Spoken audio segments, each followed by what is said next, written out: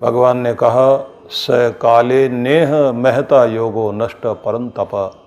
अर्जुन, यह योग जो मैं तुम्हें बताने लगा हूँ, इस रहस्यात्मक ज्ञान को जो अविनाशी है, मतलब जो नष्ट नहीं होता लेकिन लुप्त हो गया था यह ज्ञान, यही ज्ञान फिर से मैं अपने माध्यम से इसको प्रकट करते हुए आगे आज बता रहा हूँ। जैसे सूर्य अपने ज्ञान, अपने प्रकाश को चारों ओर बिखेरता है और इस धरती को प्रकाशित करता है, इसी तरह से प्रत्येक गुरु भी अपने ज्ञान प्रकाश को अपने शिष्यों की ओर प्रकाश के किरणों को, ज्ञान प्रकाश के किरणों को विकीर्ण करता हुआ सबके हृदय के अज्ञान के अंधेरे को मिटाया करता है। इस समय भगवान श्री कृष्ण गुरु की भूमिका में सूर्य बनकर अर्जुन को वह प्रकाश दे रहे हैं और ये बता रहे हैं कि यह ज्ञान आदिकाल में दिया गया था, वही जो सनातन वेदों से प्राप्त ज्ञान, प्राचीन परंपरा से जो चला आ रहा था, उसी की पुनर्व्याख्या अब की जा रही है, उसी की पुनर्स्थापना अब की जा रही है। सूर्यवंशी राजाओं ने इस निष्काम कर्म योग को अपनाया था और इससे उनके वंश में दीर्घ काल तक यह ज्ञान शासन के द्वारा प्रजा में चलता रहा। यह ज्ञान प्राचीन है। वैसे तो माना जाता है कि सभी ज्ञान पहले से मौजूद होता है, उसे प्रकट करने वाले, आविष्कार करने वाले, खोज करने वाले, डिस्कवर करने वाले जो लोग होते हैं, वो ये नहीं कह सकते कि मैंने ये ज्ञान जो है ये मेरा है। पहले से मौजूद, जैसे पृथ्वी में जो गुरुत्वाकर्षण शक्ति है वो तो पहले से विद्यमान थी। अगर उसमें न्यूटन ने अपना सिद्धांत दिया तो सिद्धांत न्यूटन के नाम पर प्रसिद्ध अवश्य हो गया, लेकिन ऐसा नहीं है कि उन्होंने कोई नई शक्ति बना दी हो। या जेम्स वाट वगैरह ने जो स्टीम पावर पर काम किया और ये बताया कि स्टीम में एक बहुत बड़ी पावर होती है, और उसके बाद स्टीफेंसन ने जिस तरह से उसको रेलवे इंजन में प्रयोग करते हुए पहले जितनी भी ट्रेनें चली हैं वो सारी भाप के द्वारा चली, और वाष्प शक्ति को मनुष्य ने समझा, स्टीम पावर को, उसका प्रयोग हुआ। तो ये कोई नई चीज़ थी ऐसा नहीं है, वो तो पहले से थी मौजूद, बस उसको डिस्कवर किया गया। इसी तरह से जो हम अगर एडिसन के बारे में बात करें, इतना बड़ा साइंटिस्ट हुआ, तो उसने विद्युत कोई प्रकट नहीं कर दी, विद्युत तो पहले से थी। उस सिद्धांत को दुनिया के सामने रखा और उसका उपयोग किया जाने लगा। तो कृष्ण भगवान जो कह रहे हैं कि ज्ञान तो पहले से विद्यमान था और ये सनातन परंपरा से चला आ रहा है। उस ज्ञान को मनु ने जो मानव धर्म सूत्र देकर समाज का निर्माण किया, वही ज्ञान जो राजाओं के द्वारा राजाओं में चलता रहा और प्रजा में जिसके द्वारा सुंदर व्यवस्थाएं बनी, एक उत्तम समाज की रचना हुई, उसी ज्ञान को अब पुनर्व्याख्या के रूप में दिया जा रहा है। और उन्होंने ये भी कहा कि इसके विद्यार्थी पहले रहे हैं। उन विद्यार्थियों का नाम लिया उन्होंने कि पहले विद्यार्थी जो है वो विवस्वान थे, और उन विवस्वान के बाद में फिर मनु से लेकर इक्ष्वाकु आदि ये बहुत सारे विद्यार्थी थे। उन सब ने ये सीखा और सीखने के बाद फिर उसको अपनाया। तो ये बहुत ही महत्वपूर्ण बात है कि दिया जब तक जलता नहीं, विद्यार्थी के अंदर जब तक ज्ञान आता नहीं, तभी तक वो अज्ञानी है। जैसे वो ज्ञान आ जाता है तो फिर उतनी जानकारी के रूप में दोनों बराबर हो जाते हैं, शिष्य भी और शिक्षक भी। जो अभी दिया जल रहा है वो भी और जो पहला जला हुआ वो भी, दोनों बराबर हो जाते हैं उस समय। लेकिन उतनी चीज के बारे में, जितना बताया गया, जानकारी दी गई। जब गुरु और ज्यादा जानकारी देता है और शिष्य उतने ही स्तर पर उसे ग्रहण कर लेता है तो उतना बराबर हो जाता है। लेकिन कृतज्ञता वहां बनी रहती है जिस दीप से जिसका दीप जला।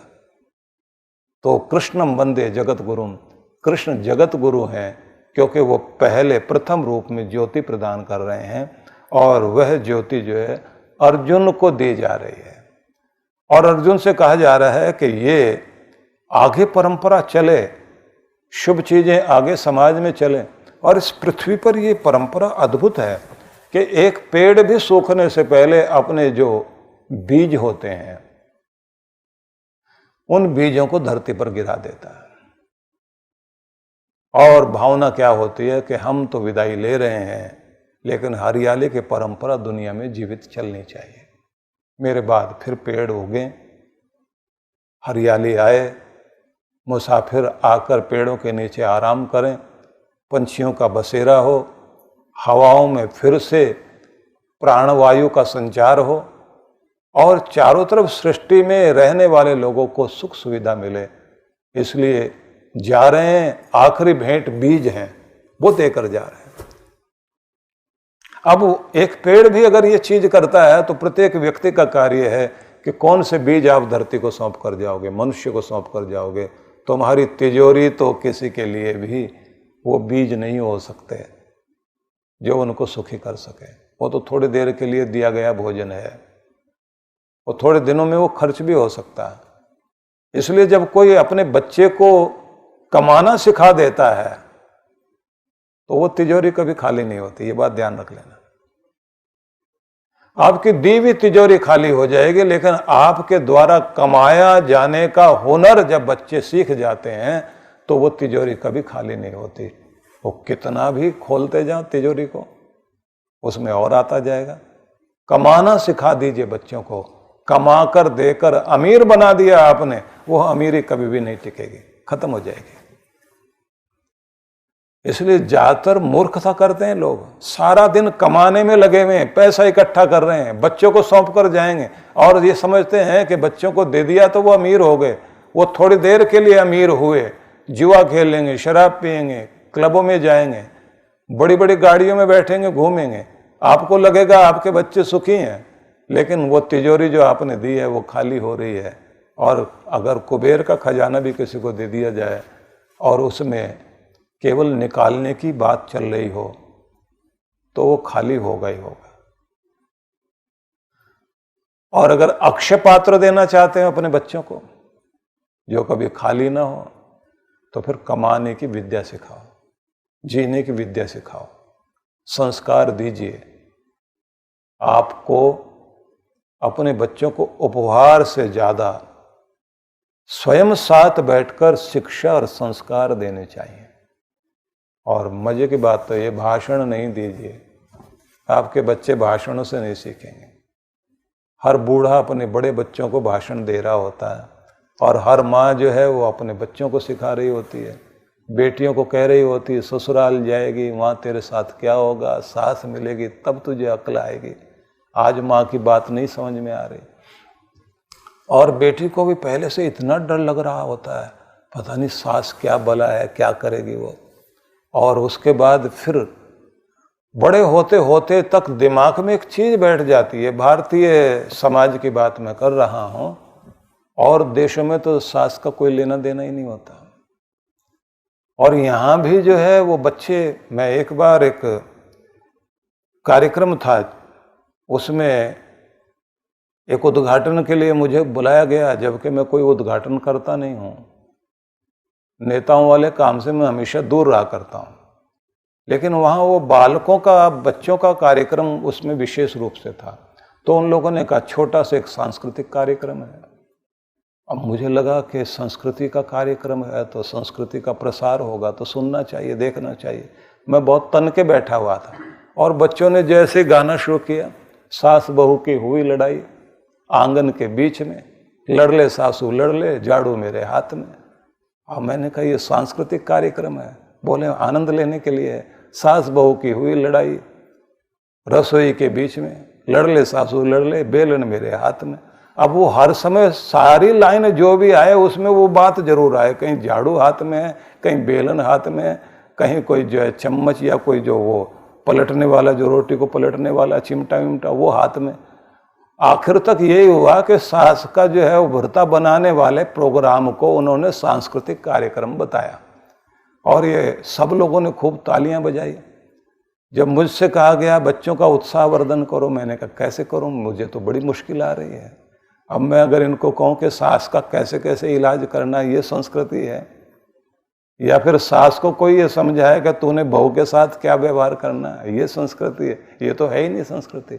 आपका मनोरंजन हो सकता है, मनोरंजन के लिए, हंसने के लिए आप कुछ भी करें, लेकिन बात ध्यान रख लीजिए, आप जब हंसने के लिए भी कोई बात कर रहे होते हैं, आपके अवचेतन मन तक तो वो बात जाएगी जाएगी।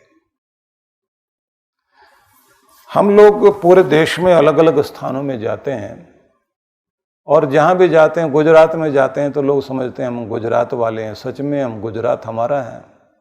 महाराष्ट्र में जाते हैं, महाराष्ट्र वाले लोग वो समझते ही हैं, क्योंकि सारे वहाँ हमारे अपने शिष्य और भक्त लोग हैं, तो हमें खुद को लगता है कि हम मराठी हैं। पंजाब में जाते हैं तो वहाँ वाले पंजाब वाले।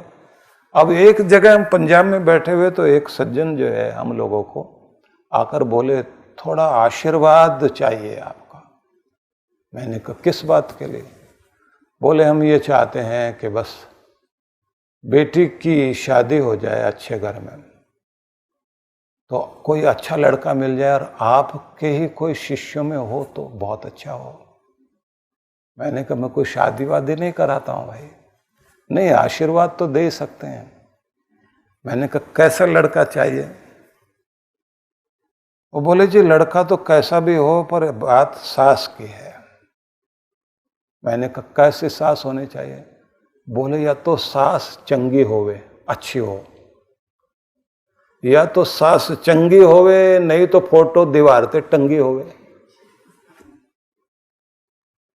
मतलब सास या तो बहुत अच्छी होनी चाहिए, नहीं तो फिर सास की जो है फोटो दीवार पर टंगी हुई हो और अच्छी सी माला उसके ऊपर चढ़ी हुई हो, मतलब सास हो ही नहीं। ऐसा कोई घर परिवार मिले। मैंने कहा इसका आशीर्वाद चाह रहे हो? बोले जी आजकल बनती कहाँ है। हम अपने बच्चों को अगर भाषण देकर कुछ सिखाना चाहते हैं और शुरुआत से अगर आप ये कह रहे हैं कि आपके परिवार में बच्चे जो है आपके बोलने से सीख जाएं, ऐसा बहुत कम होता है। आपके घर का वातावरण, आपका जो घर का व्यवहार है, वही तो आपके घर का संस्कार बनता है। अब अगर इस संस्कार को बनाए रखना चाहते हैं तो कृष्ण भगवान की उस बात को जरूर ध्यान में रख लेना कि बड़े व्यक्ति जो कुछ करेंगे पीछे वालों को उसका प्रभाव तो पड़ेगा ही पड़ेगा। इसलिए हर व्यक्ति को सावधान होना है कि उसके घर में जो कुछ चल रहा है, आप अपने बच्चों का भविष्य, उनकी कंडीशनिंग कर रहे हैं। उनके मस्तिष्क की जो कंडीशनिंग आपने कर दी वो उनकी जिंदगी भर प्रभाव डालती है। इसलिए उनके मस्तिष्क पर प्रभाव पड़ता है इस बात का। भगवान श्री कृष्ण ने यह कहा कि राजाओं की परंपरा में इस ज्ञान को दिया गया था, तो उन लोगों ने अपने मन मस्तिष्क में और अपने आत्मा तक को इस पवित्र ज्ञान के अनुसार ढाल लिया था, जिसका परिणाम यह हुआ कि एक ऊंचा समाज चलता रहा। और भगवान कहते हैं कि यह सुंदर ज्ञान की परंपरा जब बीच में जाकर लुप्त हो गई तो फिर आवश्यकता पड़ी कि इसे फिर से स्थापित किया जाए। और उन्होंने कहा कि अब इसी ज्ञान को मैं दे रहा हूं। और आगे जो उन्होंने एक श्लोक कहा है उसको भी हम लोग ध्यान से सुने। स एवायम मया ते अद्य योगः प्रोक्त पुरातनः भक्तोऽसि में सखा चेति रहस्यम ही एतदुत्तमम्। वही पुरातन योग मैंने तुझे आज बताया है। तू मेरा भक्त है, सखा है, इसलिए यह जो उत्तम रहस्यात्मक ज्ञान है वह आज मैं तुम्हें बता रहा हूं। महान रहस्य को किसी अपने को ही बताना चाहिए, ऐसा तो समाज में चलता ही है कि कोई रहस्यात्मक बात होती है और फिर ऐसी बात जो जीवन को बहुत ऊंचा उठा सके। तो ऐसे दिव्य रहस्यात्मक विद्या को और ज्ञान को ज्यादातर लोग कान में धीरे से बताते हैं। कृष्ण भगवान कहते हैं, मैं भी तुम्हें ये रहस्यात्मक ज्ञान दे रहा हूं। क्यों दे रहा हूं? तू मेरा प्रिय भक्त है, मेरा मित्र भी है, तो इसलिए मेरा प्रिय होने के लिए उत्तमम रहस्यम, इस उत्तम रहस्य को मैं तुम्हें कह रहा हूं, तुम्हें दे रहा हूं। और कहा, ते अद्य, तुम्हारे लिए आज इस ज्ञान को मैं दे रहा हूं। मतलब पुराने समय से चले आ रहे इस ज्ञान को आज मैं तुम्हें दे रहा हूं। और इस बात का मतलब ये भी है कि जिसमें पात्रता है और जो उसे सुरक्षित रखते हुए आगे सत्पात्र को देकर सद्भावनाएं जो विकसित हो सकें, उसके लिए जो आगे परंपरा को चला सके, ऐसे व्यक्ति को ज्ञान दिया जाना चाहिए। और कृष्ण भगवान शिष्य के प्रति स्नेह भाव और उस स्नेह भाव को ध्यान में रखते हुए उन्होंने कहा कि ये मैं तुम्हें दे रहा हूं। देखने वाली बात यह है कि जब भी कोई ज्ञान दिया जाता है तो किसे, जिसके साथ अपनापन हो सके और जो भक्त हो, बटा हुआ नहीं हो, जुड़ा हुआ व्यक्ति हो। जिसके अंदर अपनापन नहीं है उसे देने से क्या होता है? वो पहले तो उसकी मजाक उड़ाएगा बैठकर, और कितनी भी अच्छी चीज क्यों ना हो उसकी मजाक उड़ाई जा सकती है। और कमाल ये हुआ कि दुनिया में जब वैज्ञानिक खोजें हुई, उन सब की मजाक उड़ाई गई। और कुछ मजाक तो ऐसी हैं कि जिनको हम लोग आपके सामने नाम लेकर और उदाहरण देकर बता नहीं सकते। जब फोन की, टेलीफोन की खोज हुई तो उसके बाद कुछ देश, अब उन देशों का नाम लेना ठीक नहीं है, वहां पर इतना विरोध हुआ कि ये तो शैतान का कोई जो है यंत्र है और शैतानी चीज है, इस शैतानी चीज को हम लोग तो प्रयोग नहीं कर सकते। तो बड़ी मुश्किल थी। पहले तो जहां खोज हुई थी उन लोगों ने कहा इसका फायदा क्या है? चिट्ठी पत्री तक तो ठीक है, टेलीफोन का क्या मतलब? नहीं समझ में आया था किसी को भी। समझ में आना और फिर प्रयोग करना वो तो बात ही नहीं थी। फिर वहां उसका लाभ लिया जाने लगा, लेकिन उसके बाद में कुछ दूसरे और कट्टरपंथी लोग दूसरे देश के थे। अब वहां पर जैसे इस बारे में बताया गया कि टेलीफोन नाम की एक बहुत अच्छी चीज आई है, यहाँ बोलो और दूर सुनाई देता है और साफ सुनाई देता है, तो वहाँ के जो लोग थे, जो समाज में सबसे ऊपर बैठे हुए लोग थे, धार्मिक जिनको आप कहेंगे कट्टरपंथी, वो जो ठेकेदार होते हैं, ठेका लिए हुए होते हैं ना, वो कहेंगे तो सिद्धांत सिद्धांत है, उन्होंने अगर मना कर दिया तो सिद्धांत नहीं है। जैसे ब्रूनो के साथ में हुआ था, गैलीलियो के साथ में हुआ। गैलीलियो जो है उसने कह दिया था धरती गोल है, क्योंकि उससे पहले वाले कट्टरपंथी मानते थे कि नहीं, धरती तो चपटी है, और खुदा ने जो है, भगवान ने चटाई की तरह लपेट के सिर के नीचे रख, खुदा सोया हुआ था। तो जिस दिन दुनिया बनानी थी उस मूड में आ गए, और मूड में आए तो उन्होंने जो है कहा कि चलो हो जाओ, तो फिर बस हो गई। उन्होंने चटाई को खोल दिया और धरती बन गई। बहुत विचित्र खेल हुए दुनिया में। अगर इसी पर मैं आपको बताऊं तो आपको बड़ा, जैसे सेंट फ्रांसिस को, उसके साथ में बहुत कुछ बुरा घटा, क्योंकि कुछ लोग बैठे बैठे जो है ये चर्चा कर रहे थे, घोड़े के 80 दांत होते हैं, दूसरे ने कहा थोड़े कम होने चाहिए। बहस कर रहे थे, बच्चा जो है स्कूल जा रहा था, सेंट फ्रांसिस ने जाते हुए सुना उनकी बात, उसके बाद वापस आते हुए सुनी, तो सुनने के बाद उसने कहा कि भाई आप लोग सुबह से लेकर दोपहर हो गई और किताब लेके बैठे हो अपने ग्रंथ को, उसमें देख के बोलते हो। यहाँ सामने घोड़े हैं ना, पकड़कर एक आध के मुंह को गिन करके देखो ना दांत कितने हैं, समस्या खत्म हो जाएगी। पकड़ के 50 कोड़े मारे गए उसको। हमारे धर्म की पुस्तक का अपमान करता है, ये कट्टरपंथी थी। क्या कुछ घटा। ब्रूनो को लेकर गए, गैलीलियो को लेकर गए, तुमने जो धरती को गोल बता दिया। बूढ़ा आदमी 70 साल का घसीट के राज दरबार में लेकर गए। धर्म की हानि हो गई, हमारे तो धर्म पर अत्याचार हो गया। और हम लोग जो है अपने धर्म पर आंच आ जाए बर्दाश्त हो सकती, गर्दन कटा देंगे हम लोग। तो सब जगह कट्टर बैठे हुए हैं, बहुत कमाल के। और इतना कच्चे आटे की तरह कमजोर धर्म है सबका। ये बस थोड़ा सा छेड़ा किसी ने और वो गया, धर्म गया बस। इतना कमजोर धर्म हो सकता है क्या? कहां कितनी कट्टरता पे हम लोग आ जाते हैं, एक सेकंड में मरने मारने को तैयार। गैलीलियो को जब घसीट कर लेकर गए, बाल पकड़ कर लेकर गए दरबार में, उसने कहा तुमने बताया है कि धरती गोल होती है और वो सूरज की परिक्रमा करती है। उसने कहा साहब बताया तो यही है। बोले हमारे ग्रंथ में तो ऐसा नहीं लिखा है, तुमने अपमान कर दिया ग्रंथ का। तो ज्यादा भगवान से ज्यादा जानता है, हमारे ग्रंथ के जो महान पुरुष हुए जिनको हम मानते उनसे ज्यादा तू जानता है। बोले नहीं साहब हम तो बहुत कम जानते हैं। बोले फिर ऐसा कैसे बोल सकते हैं, क्यों ना तुम्हें मृत्यु की सजा दी जाए। तो उसने कहा साहब वैसे तो मैंने ऐसे समझा था, पर जो आप कहते हैं हो सकता है झूठ हो और धरती जो है जैसे घूम रही वैसे घूमती होगी।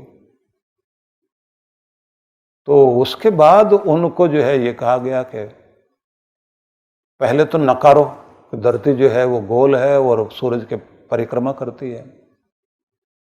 बोले साहब मेरे कहने से पृथ्वी गोल घूमना बंद नहीं करेगी, सूरज के चक्कर काटना बंद नहीं करेगी, और वो जो चपटी है ऐसा भी वो पता नहीं मानेगी नहीं मानेगी, मैं तो जरूर मान लेता हूं।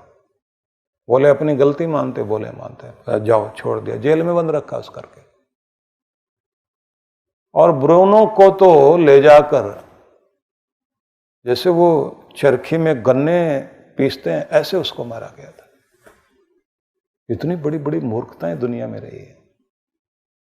तो जब टेलीफोन के बारे में यही हुआ, टेलीफोन आया तो कुछ लोगों ने विरोध कर दिया, ये तो कोई जो शैतानी चीज है, इसको तो यूज नहीं करना चाहिए।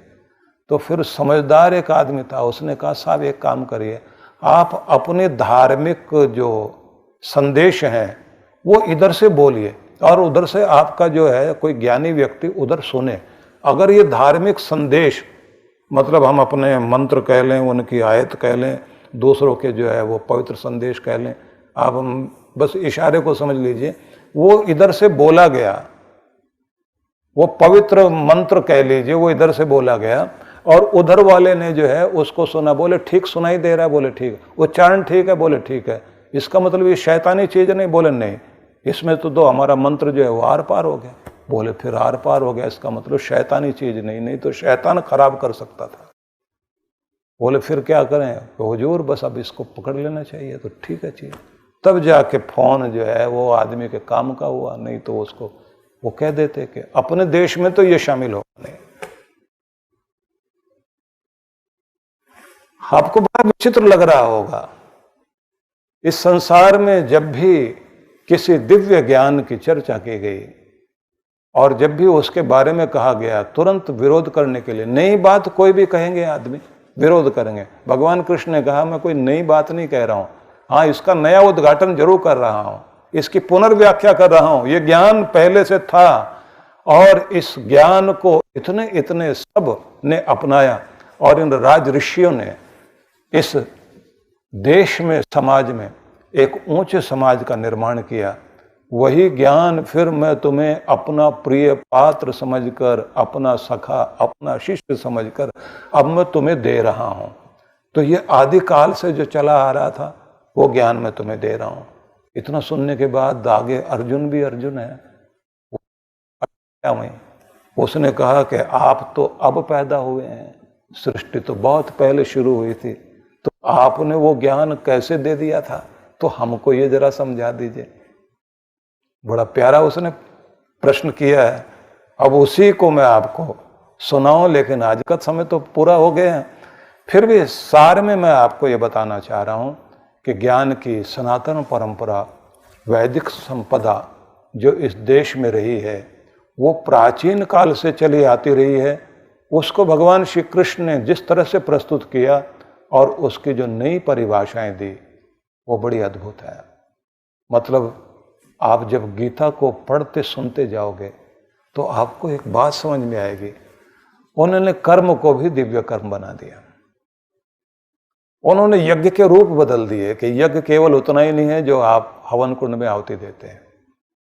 यज्ञ तो सृष्टि में चल रहा है, यज्ञ हर श्रेष्ठ व्यक्ति के जीवन में चलता है और यज्ञ तुम्हारे जीवन का हिस्सा है। और अगर ये सृष्टि में चलने वाला यज्ञ ना हो तो जिंदगी नहीं चलेगी। तो यज्ञ पूर्ण कर्म तुम्हारे हो जाएं तो वो कर्म ही निष्काम कर्म कहलाएंगे। और स्वार्थों में जीने वाला व्यक्ति वो अपना है तो ऐसा भी नहीं है। असली व्यक्ति तो वही है जिसका प्रत्येक कर्म अपने से ज्यादा दूसरों के लिए हो, और वहां से होकर जो आपकी तरफ कर्म आता है कि ये बिल्कुल ऐसा ही है कि जब बच्चे को खिलाकर माँ खुद खाती है, वो बचा हुआ जो वो खा रही है, वो जो सबको खिलाने के बाद थोड़ा सा भोजन बचा है, उसे खाते हुए घर की वो गृहिणी जो अन्नपूर्णा है, वो जो सुख महसूस करती है, उसकी कल्पना नहीं की जा सकती। यज्ञ शेष का अपना महत्व है। समाज सेवा करने के बाद जो कुछ आप उसमें से कुछ यज्ञ शेष आपको मिलता है, आपकी कामना ये नहीं होती मेरा भला हो, आपकी कामना होती है देश को और क्या दूं, समाज को और क्या दूं, मानवता के लिए और क्या कर सकूं। उसकी पूरी कोशिश होती है एक चींटी भी मेरी धरती पे ऐसे नहीं मारी जानी चाहिए कि उसके जीवन को हम चोट पहुंचाएं। वो तो एक पत्थर भी अगर पहाड़ से नीचे सरक कर गिर रहा होगा तब भी उसको ये लगता है कि व्यवस्था में कहीं कमी है। कुछ देशों में हम लोग जाते हैं तो देखते हैं उन लोगों ने अपने पहाड़ों को और पहाड़ों के साथ रास्ते बनाए हुए, उनको बहुत सुंदर ढंग से व्यवस्थित किया हुआ है कि ऊपर से जो है पत्थर गिरकर नुकसान ना पहुंचे। प्रकृति पर भी बहुत ध्यान दिया हुआ है। जहां प्रकृति के साथ में छेड़छाड़ हो गई तो वहां नियम टूट गए, रिदम टूटता है तो विनाश होता है। इसलिए भगवान श्री कृष्ण कहते हैं इस ज्ञान को मैं तुम्हें दे रहा हूं कि मेरे प्रिय हो तो तुम इसको सुरक्षित रख सकोगे। और ये ध्यान रखने वाली बात है, जो श्रद्धा वाला व्यक्ति होगा, प्रेम वाला होगा, उसे जब ज्ञान दिया जाएगा उस ज्ञान का वो महत्व समझेगा, दूसरा मजाक उड़ाएगा। और जो मजाक उड़ाने वाले लोग हैं वो कभी भी आपके कितना भी अमृत क्यों ना हो, इस दुनिया में हमेशा मजाक उड़ाई जाती रही। और जब मजाक उड़ाई जाती है तो उसके प्रति लोगों की अवहेलना हो जाती है। वो कहते हैं ये तो कुछ भी नहीं, किसी भी चीज की मजाक उड़ा ली लोगों ने। जिन लोगों ने भी समाज का भला किया उनका मजाक बनाया गया, बहुत बुरी तरह मजाक बनाया गया, उनका नाम लेकर के कहा गया ये तो ये आदमी है। लेकिन बाद में उन्हीं के लिए लोग रोते रह गए कि ये था तो हमारा कल्याण था। आगे चल करके फिर अर्जुन ने जब कृष्ण भगवान से पूछा कि मेरे मन में ये शंका उत्पन्न हो गई है कि हम और आप तो अब हैं और सृष्टि को बने हुए करोड़ों वर्ष हो गए, तो आपने ये ज्ञान पहले कैसे दे दिया, ये ज्ञान पहले कैसे आ गया। तो इस प्रश्न को उन्होंने किया और फिर कृष्ण भगवान ने आगे बताया कितने जन्मों की कहानी हमारी तुम्हारी चली आ रही है और ये जन्मों की कहानियाँ कितनी कितनी किस किस के साथ कैसे चलती है। इस पर हम लोग कल चर्चा करेंगे। आज के संदेश को हम इस रूप में समझ लें कि हम प्रिय पात्र बने भगवान के, जिससे वह अपना रहस्यात्मक ज्ञान हम दे सके। जो भी कोई योगी, ज्ञानी, धनी, वैसा धनी जो संस्कारों से, शिक्षा से, गुरु के पांव से भरा हुआ है, जब वो प्रभु का प्रेम पात्र बनता है तो ज्ञान इसी तरह से दिया जाता रहा है जैसे कृष्ण अर्जुन को दे रहे हैं। इसी को बोलते हैं इल्हाम होना। इसी को कहा जाता है हृदयों में ऋषि परंपरा के अनुसार परमात्मा का ज्ञान उतरना, ज्ञान का प्राकट्य होना। इसलिए वो कम पढ़े लिखे लोग भी इतना कुछ इस धरती को दे गए कि अब उनके ऊपर पीएचडी हो रही है। गुरु नानक देव को किस विश्वविद्यालय में पढ़ाया गया? परमात्मा के विश्वविद्यालय में। और उनके नाम पर कितने विश्वविद्यालय हैं और कितने लोग पीएचडी कर रहे हैं। कबीर को किसी विश्वविद्यालय में पढ़ाया गया हो ऐसा नहीं, लेकिन कबीर परमात्मा के विश्वविद्यालय में पढ़ गए और खुद विश्वविद्यालय बन गए। सारे महान पुरुषों के बारे में, आप संत एकनाथ के बारे में बात करें, समय नहीं है चर्चा करने का, तो कल इस चर्चा में भाग लेंगे। ओम शांति शांति शांति ओम।